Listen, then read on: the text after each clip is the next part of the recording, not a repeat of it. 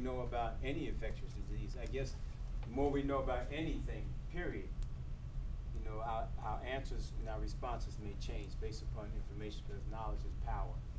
When you do not know, then the response may tend to be more emotional, what I feel to be right. And then when you all of a sudden you find out, now all of a sudden it's a total different picture, okay? And the thing about it, this stigma is worldwide. You know, when it started off in the 80s, you know, one of the reasons that it got off to such a slow start in terms of the response is because they thought it was a white gay man's disease. And right there is a stigma, you know, the fact about being gay, or homosexual, or lesbian. Right there was like, and a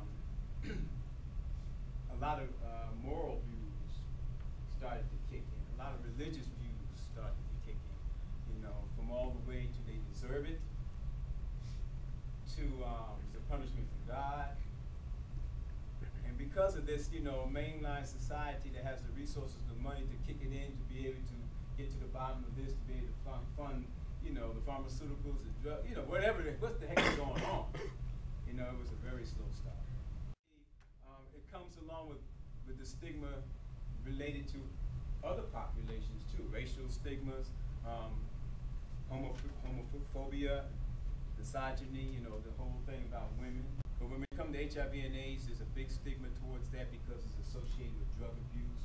Who's a junkie, you know, she's a doggone prostitute out there on the street, you know, and these type of populations of society oftentimes kicks to the curb.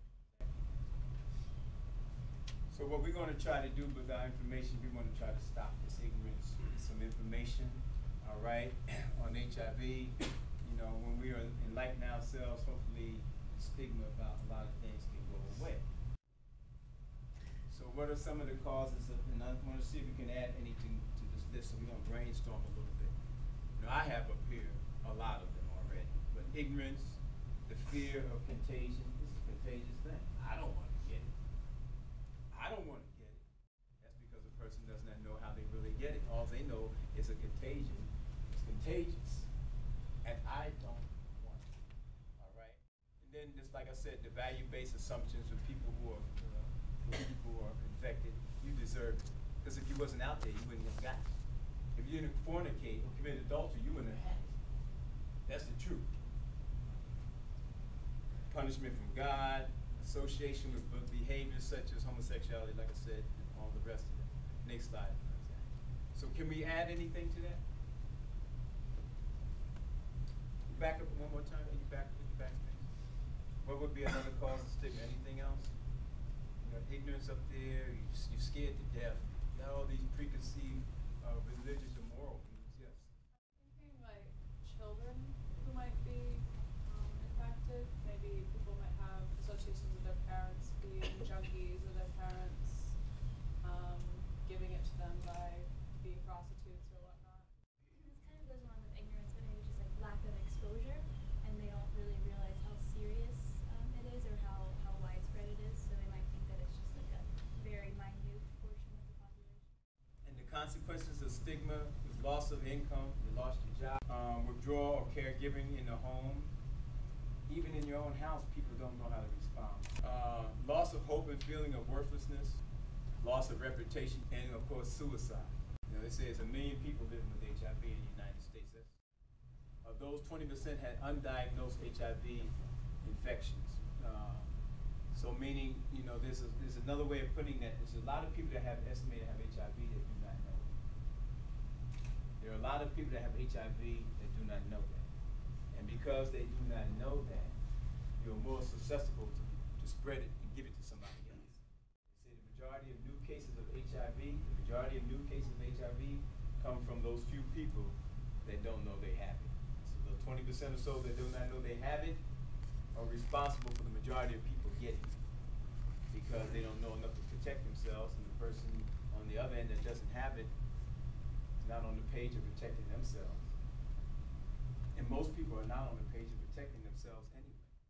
Incidence of the number of new HIV infection occurred during a given year, you know, is estimated to be 50,000.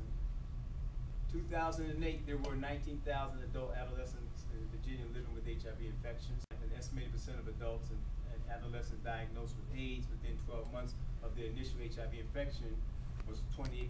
Now, what does this mean? It means that by the time you got around to getting tested, you were to the stage where it was just a matter of a little bit of time before you had AIDS. What is it? It is a virus. There's no cure for a virus. It attacks your immune system.